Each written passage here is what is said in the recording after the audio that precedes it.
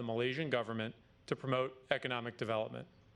In 2012 and 2013, Goldman received approximately $600 million in fees, an unusually large amount, for its work helping 1MDB raise $6.5 billion by issuing and selling bonds on the international market. However, billions of dollars were later stolen from 1MDB, some of which was then used to bribe corrupt officials in Malaysia and Abu Dhabi, as well as others. These criminal proceeds were laundered through the United States and other financial institutions and used to make extravagant purchases around the world, including high-end real estate, yachts, art, and other luxury goods. As the bank admitted in court today, senior Goldman bankers played a central role in this scheme, conspiring with others to siphon off approximately $2.7 billion from 1MDB. They then used those funds to line their own pockets and to pay approximately $1.6 billion in bribes. In addition to the involvement of several senior Goldman executives, other personnel at the bank allowed this scheme to proceed by overlooking or ignoring a number of clear red flags. Now, today's resolution is significant. It includes criminal charges against the bank and a guilty plea by its Malaysian subsidiary. It also requires Goldman to disgorge the entirety of its $600 million profit, pay a $2.3 billion penalty, and admit wrongdoing. In short, it imposes serious consequences that reflect the central role that Goldman and its employees played in this serious scheme. Now, today's charges and guilty plea are the culmination of years of work by the Department of Justice's Criminal Division, the U.S. Attorney's Office for the Eastern District of New York, the FBI's International Corruption Unit, and the Internal Revenue Service's Criminal Investigation Service. This resolution marks a major milestone in our efforts to fight foreign corruption involving U.S. businesses. As I mentioned, it involved $1.6 billion in bribes, which to our knowledge is the largest amount of bribes ever paid by a company in violation of the FCPA. Those bribes, in turn, resulted in $2.7 billion in losses to 1MDB, which to our knowledge is the greatest loss amount ever charged in an FCPA matter. Those bribes also ensured that Goldman Sachs received approximately $600 million in fees, which to our knowledge is one of the largest profits ever secured by a company through foreign bribery in violation of the FCPA. Now, as I mentioned, in recognition of the seriousness of this misconduct, today's resolution involves the largest monetary penalty ever paid to the United States in connection with a corporate criminal foreign bribery resolution.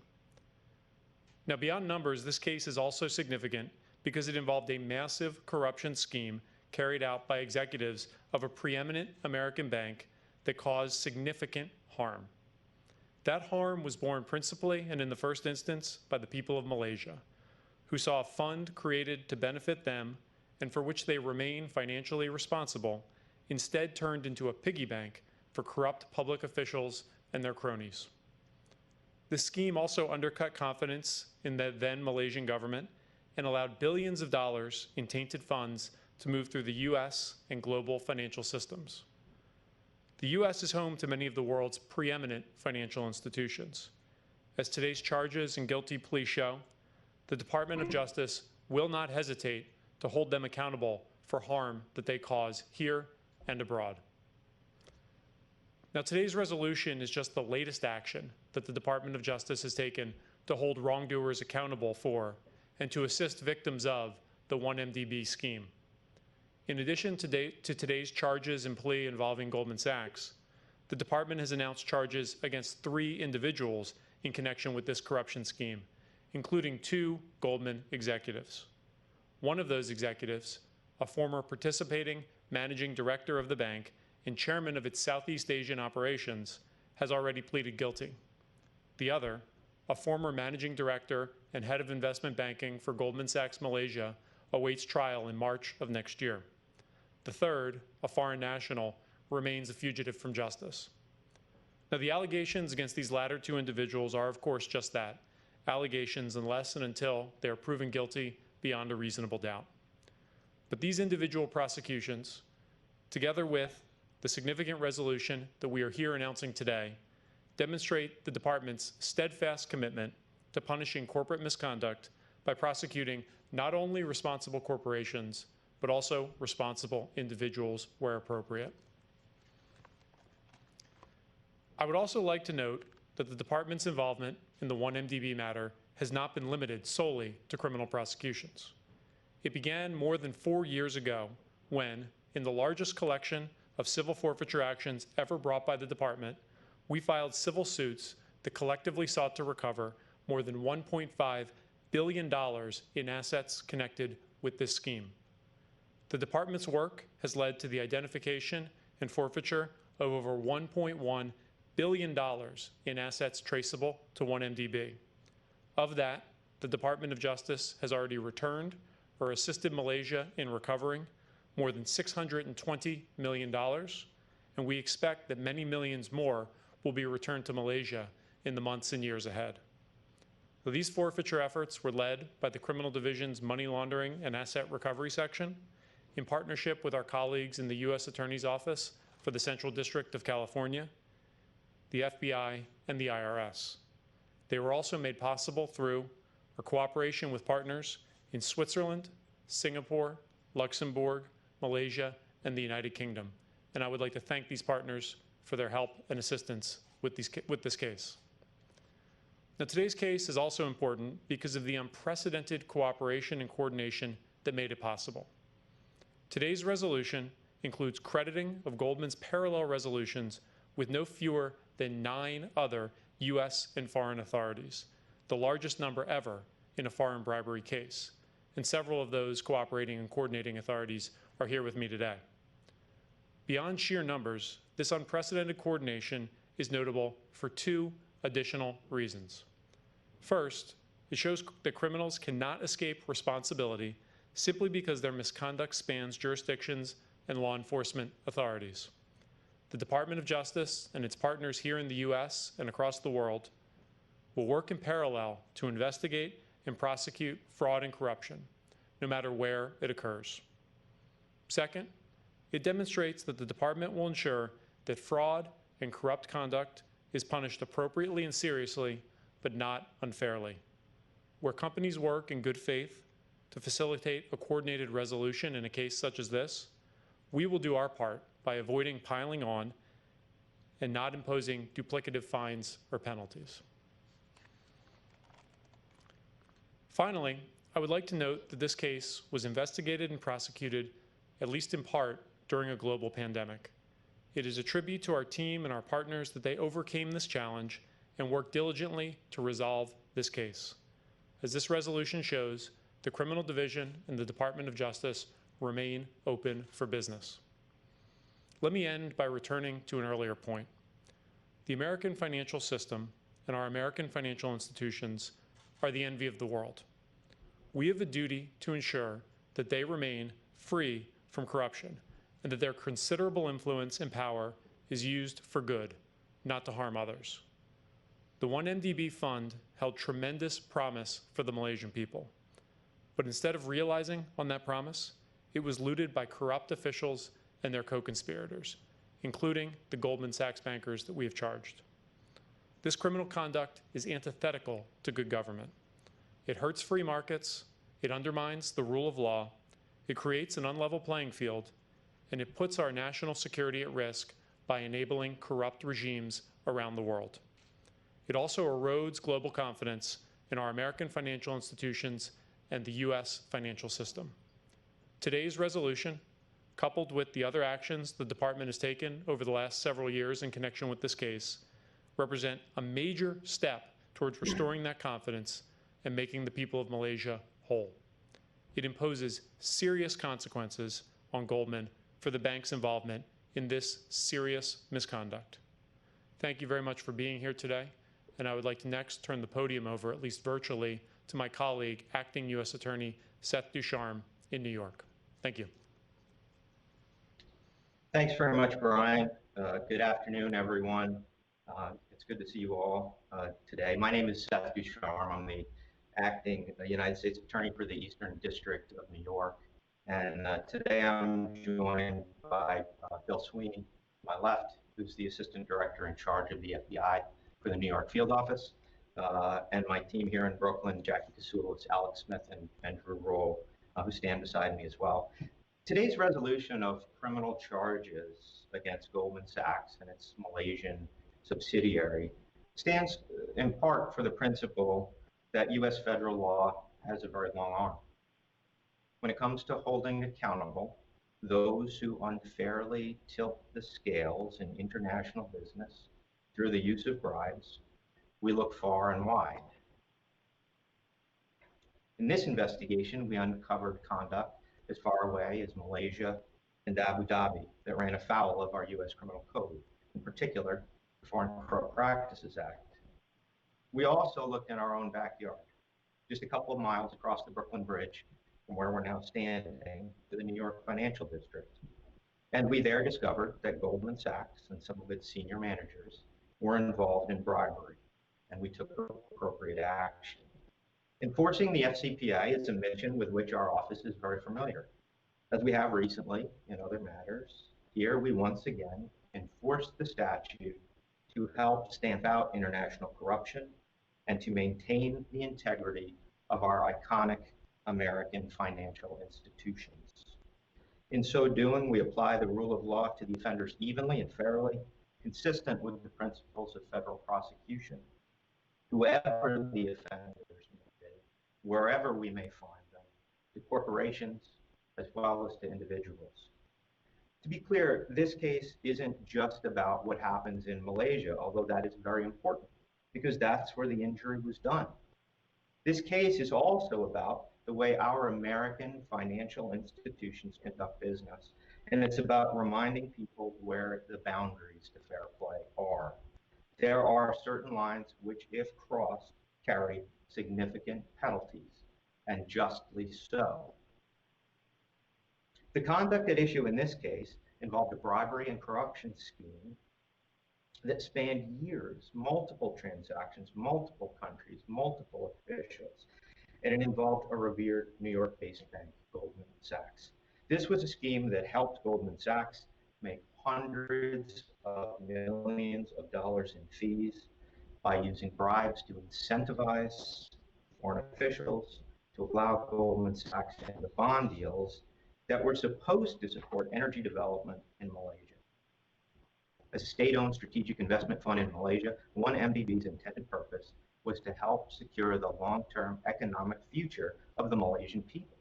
But much of it never did. Instead, billions of dollars were diverted from the 1MDB bond transactions and used to enrich the co-conspirators and to pay the bribes and to line Goldman Sachs' own pockets and the pockets of its confederates.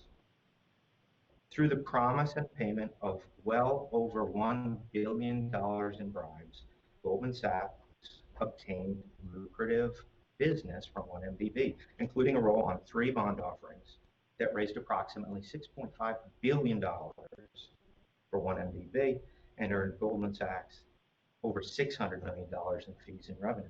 Even in the world of international finance, those are big numbers. And when fees like that are obtained through violations of U.S. law, they require a response from U.S. authorities to deter similar conduct, to provide just punishment, and to level the playing field for honest parties. The scheme was principally carried out by senior officials in Goldman Sachs, and as you know, we've charged individuals in connection with this conduct. One has pleaded guilty, one awaits trial, and a third is, for the moment, not within our custody. We're here today because Goldman Sachs Group and Goldman Sachs Malaysia have now accepted responsibility for their roles in the scheme. As Brian noted, Goldman Sachs Malaysia has pled guilty to conspiring to violate the FCPA, and the Goldman Sachs Group has entered into a deferred prosecution agreement admitting its role in the conspiracy to violate the FCPA and agreeing to pay a criminal penalty of more than $2.9 billion, with over $1.2 billion being paid to the United States. Today's criminal charges brought against one of the world's largest global investment banks, one that is headquartered just miles from where I'm now standing, demonstrate that we take this conduct seriously, that we remain steadfast in our commitment to investigate and prosecute white-collar criminals, both here and abroad, and to hold our financial institutions accountable to the rule of law. I'd now like to turn the podium over to my colleague, Bill Sweeney from the FBI. Bill? Thank you, Seth, and thanks for the exceptional work that your team performed. When government officials and business executives secretly work together behind the scenes for their own legal benefit and not that of their citizens or shareholders, their behavior lends credibility to the narrative that businesses do not succeed based on the quality of their products, but rather their willingness to play dirty. Greed is not good. Greed like this eventually exacts an immense cost on society, and unchecked corrupt behavior erodes trust in public institutions and government entities alike. When greed leads to activity that breaks federal law, FBI special agents will do their part to hold the corrupt executives, officials, and businesses accountable. Today's announcement is just the latest step to achieve justice in this case. The story of 1MDB is an intricately woven web of corruption involving one of the world's largest investment banks and a series of high-level government officials overseas. Senior leaders at Goldman Sachs paid more than $1.6 billion in bribes to foreign officials in Malaysia and Abu Dhabi in order to procure business from 1MDB. This effectively secured the position as the lead arranger for 3 bond issuances for the company. When these bonds sold, Goldman charged commission fees that far exceeded the business norm, earning them a whopping $600 million and simultaneously boosting their business reputation across Southeast Asia. Misappropriated money from the scheme traveled around the world. 2 Goldman Sachs employees have been charged for the role in the International Public Corruption Scheme. Tim Leissner, the former Southeast Asia chairman of Goldman Sachs, pleaded guilty to conspiring to launder money and to conspiring to violate the FCPA. Roger Ung, the former managing director of Goldman and the head of investment banking for Goldman Sachs Malaysia, has been charged with conspiring to launder money and to violate the FCPA. He faces trial next year. Today, we are holding a major U.S. financial institution accountable for violations of FCPA-related practices. Goldman Sachs has agreed to pay more than $2.9 billion in criminal penalties and disgorgement fees. This case represents the largest ever penalty paid to the U.S. authorities in a Foreign Corrupt Practices Act case. Our investigation into the diluting of funds from 1MDB remains ongoing, and if anybody has information that could assist the case, please call us at 1-800-CALL-FBI.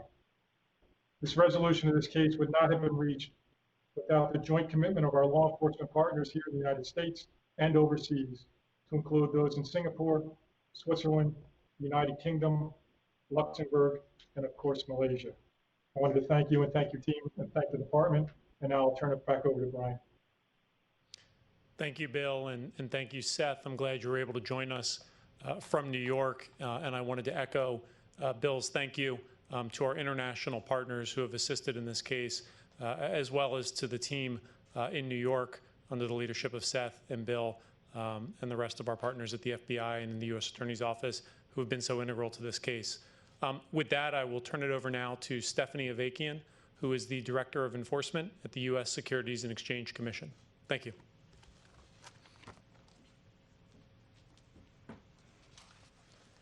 Thanks, Brian. Good afternoon, and thank you.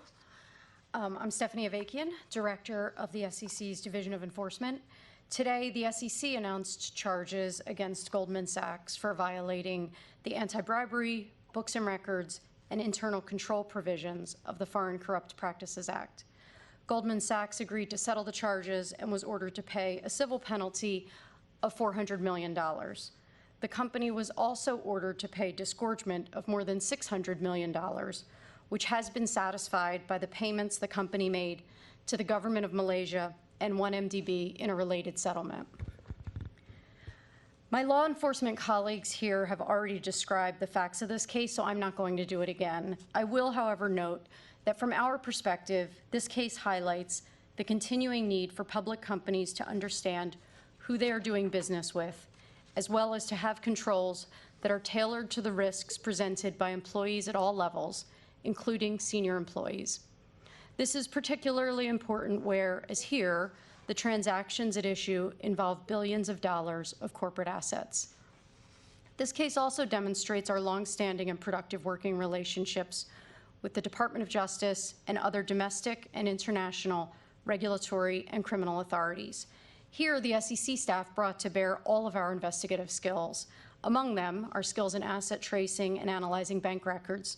And this resolution reflects on our ability to successfully deploy our respective experience and expertise while also sharing information as appropriate across our parallel investigations.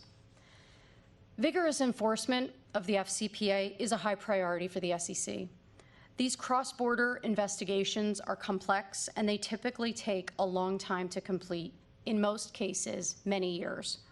But combating the destructive and anti-competitive effects of bribery and corruption is critical to furthering the SEC's mission of protecting investors, maintaining fair, orderly, and efficient markets, and facilitating capital formation. I'd like to recognize the Division of Enforcement team who investigated this case. They are Eric Heining and Paul Block of the FCPA unit, and Mark Albers and Martin Healy of our Boston regional office. They were supervised by Charles Kane, chief of the FCPA unit.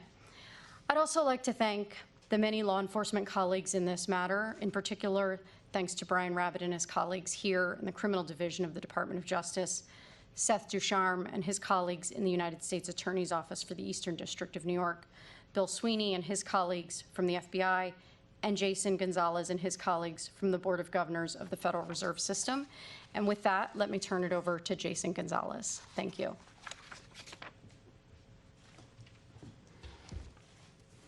Thank you, Stephanie.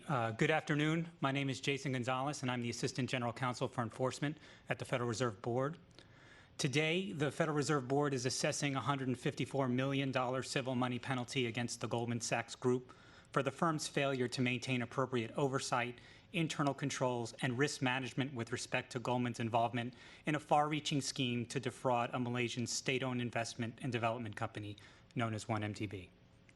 In addition to this penalty, the Federal Reserve is imposing a cease and desist order directing Goldman Sachs Group to improve its risk management and oversight of significant and complex transactions, improve its anti-bribery compliance program, and to enhance its due diligence related to these transactions.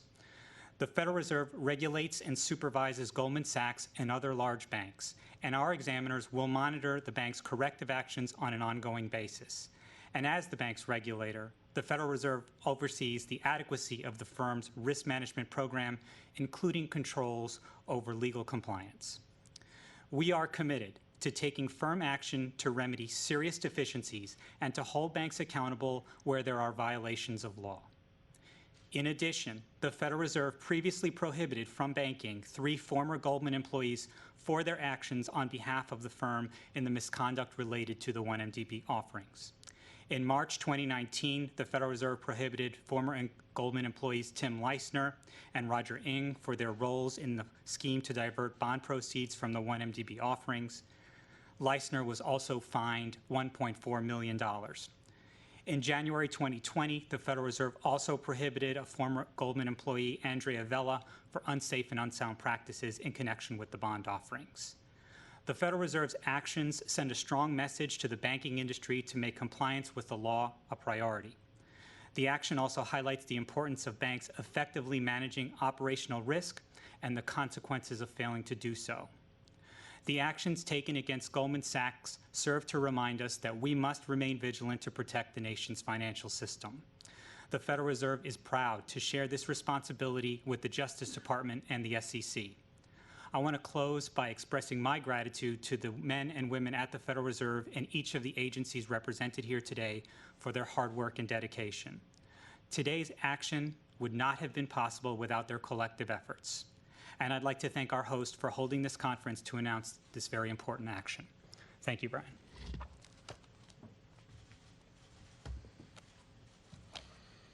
Thank you to both Jason and Stephanie for joining me here today and for their remarks. With that, I believe we have time for a few questions from folks on the line, so I will turn it over to Matt Lloyd.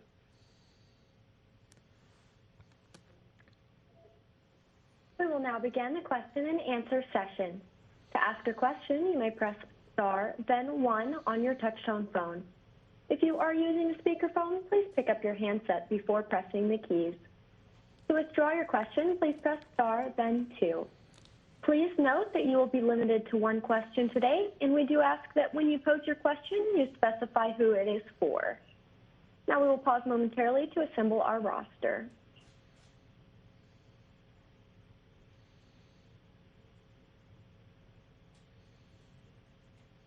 Our first question today comes from Dave Michaels with the Wall Street Journal.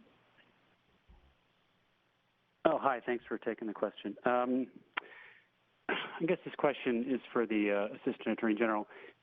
Given the record-breaking nature of this case, including the amount of the bribes paid and the penalties that are called for, why does the resolution not require a guilty plea by the parent or an indictment of the parent as opposed to this unit in Malaysia? And did the Justice Department consider the collateral consequences that might have flowed from a guilty plea or indictment in making the decision not to insist on that? Thank you, Dave. I appreciate the question. Look, in every case, we think hard, very hard, about what the appropriate resolution is, both in terms of the size of any penalties and disgorgement that we require an entity to pay, as well as the form of the resolution. I think that if you look at the terms of this resolution on paper, there can be no question that this is a serious and significant resolution that imposes serious and significant consequences for the offense, and that it's commensurate with the conduct that we've described in our filings. Just to kind of go over some of those terms again in a little bit more detail, I want to be clear about one thing. Today's resolution does in fact require, or does in fact charge Goldman Sachs, the parent entity, with a criminal violation of the Foreign Corrupt Practices Act. As I mentioned, we've entered into a deferred prosecution agreement with the parent entity, and prosecution on those charges will be deferred for a period of 3 years, provided certain conditions are met. But the parent entity has in fact been criminally charged.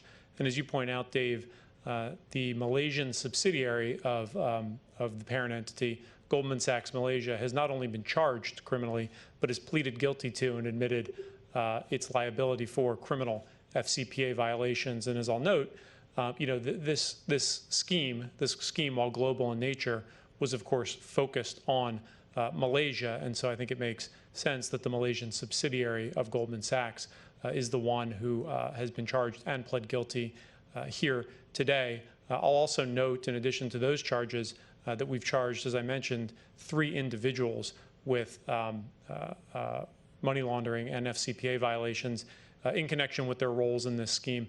So there's been a significant amount of criminal liability imposed in this case, criminal liability that we feel is serious and significant, but also appropriate under the circumstances. And I'll also just mention the financial component of this resolution as well, which I also think speaks to the seriousness and significance of it. Goldman Sachs is being required to disgorge and return to Malaysia 100% of the fees that it earned in connection with this work. And it is also being required to pay a global criminal monetary penalty of approximately $2.3 billion, which is 4 times the amount of profits that it earned in connection with this deal. In addition to that, it has also entered into a separate settlement, I understand, with Malaysia, whereby it will pay Malaysia up to $2.5 billion. So I think considered as a whole, Dave, the resolution here today is a serious one, it's a significant one, and it imposes meaningful consequences for the conduct that we've charged here today. Next question. Our next question comes from Mike Balsamo with the Associated Press. Thanks. Brian, maybe you could just speak a little bit more about kind of the significance of 1MDB investigations and, kind of the assets and the work that the department has put into these investigations kind of going forward, including the prosecution of Joe Lowe, though I guess it kind of stands to reason of whether or not the department knows where he is and will actually, kind of bring him to court in the U.S. Thanks, Mike. I can address that. The 1MDB case at the Department of Justice, as I mentioned in my remarks, is not simply criminal in nature. As I just mentioned, the criminal investigation here was significant, and it's resulted in charges against Goldman Sachs, its Malaysian entities, and 3 individuals. Beyond that, it also has involved a significant amount of work on the civil side by our money laundering and asset forfeiture unit here in the criminal division, as well as other attorneys throughout the department. I really do think it's significant. We have identified and seized and had forfeited in excess of $1 billion connected to or traceable to 1MDB. And we've already returned or assisted Malaysia in recovering approximately $620 million. That's money that will go back to the people of Malaysia and will be used to make good on the debt that 1MDB incurred in connection with this scheme. And in addition to that $620 million, we expect, as I mentioned, that many, many millions more will be going back to Malaysia in the months and years ahead. As to individual prosecutions, as I mentioned, one individual, a senior Goldman Sachs banker, the chairman of Goldman's Southeast Asian operations, has already pleaded guilty to criminal charges in connection with this case. Another, who is a managing director and the head of investment banking for Goldman Sachs Malaysia, is facing trial in March of 2021, and we look forward to that trial and we're preparing for it. As I mentioned earlier, that individual is innocent until proven guilty, but we will be going to trial in March of next year. And as to the third individual, as Seth and I both mentioned, he's a fugitive from justice. And here at the department, generally speaking, we aggressively pursue fugitives, and we pursue every avenue available to us to get them back here to the United States, where they can in fact face justice for their actions. Thanks. Next question. Our next question comes from Kadeem Shubber with the Financial Times. Hi there. Thank you for taking my question. This is for the Assistant Attorney General. You had said in your remarks that other personnel who haven't been charged at Goldman allowed the scheme to proceed by overlooking or ignoring a number of clear red flags. Could you talk a little bit more about what the charges today say about what you sort of referenced there in terms of overlooking or ignoring red flags by other personnel? Sure, and thank you for the question. Look, we've been very clear here at the Department of Justice about the central role that corporate compliance programs play in corporate America today. It's something that we take into account in the course of our investigations. It's something that we take into account and look at very seriously in connection with resolutions of particular cases. Here, one factor in our analysis was the fact that not only was there criminal conduct by a number of Goldman Sachs executives, but there was also a number of red flags that were raised over the course of the years that would have and should have allowed Goldman Sachs to either identify this conduct and follow up on it or stop it altogether, either at the outset or at some point before the scheme was completed. So I think today's resolution shows companies the importance of corporate compliance programs. It shows companies that they need to ensure that their corporate compliance programs are not only adequate on paper, but that they're also adequately resourced and that they're functioning properly, that they're tested, and that they can actually identify, stop, and mitigate the type of conduct that led to these significant criminal charges and this significant resolution with the bank today. I think we have time for one more question. Our next question will come from Felix Salmon with Axios. Thanks very much. I was just wondering, a very simple question, if you could sort of add up and deduplicate some of the fines here. It seems that of the $2.9 billion that your headline number, 600 million of that is included in the $2.5 billion that was paid to Malaysia. There was also 350 million paid to Hong Kong. I'm a bit unclear about the 150 million that's going to the Fed and the 1.4 billion that in assets that were also sent back to Malaysia. Is there a sort of bottom line number here for the total amount of money that Goldman Sachs is paying globally to settle these charges? There is, and I apologize. Math is not necessarily my strong suit, which is why I'm a lawyer. But I will say the global amount of money that is going to be paid by Goldman Sachs in connection with the resolution that we are announcing today is $2.921 billion. And I'll highlight just a couple of components of that for you. But if you would like to follow up with our Office of Public Affairs, I'm sure we could give you a fact sheet that breaks that down in a little bit more detail. As well, I would refer you to our filings in the case, which provide a bit more detail about the specific breakdown in terms of the money. But of the $2.921 billion in global penalties, $606 million is being credited to Malaysia as disgorgement. The DOJ will be paid $1.263 billion in a criminal monetary penalty. The SEC, as Stephanie mentioned earlier, will receive $400 million in a civil monetary penalty. The Fed will receive $154 million in terms of a penalty. And then there are a number of other foreign regulators that are also receiving similar amounts in terms of penalties, all of which is being credited against the top line $2.9 billion number. So just to, again, circle back, the global amount that we are announcing in connection with today's resolution is $2.921 billion. Of that, $2.315 billion represents penalties, and of that, $1.263 billion will be paid directly to DOJ, which, as I mentioned, is, to our knowledge, the largest criminal monetary penalty ever paid to the Department of Justice in connection with a criminal foreign bribery resolution. So with that, I will close the press conference. I want to say thank you very much to everybody for being here today. I want to once again thank our team here at the Department of Justice for their excellent work on this case. And I also want to thank our partners here in the United States and abroad for their steadfast cooperation and coordination as we worked to secure justice for the United States and the people of Malaysia. Thank you.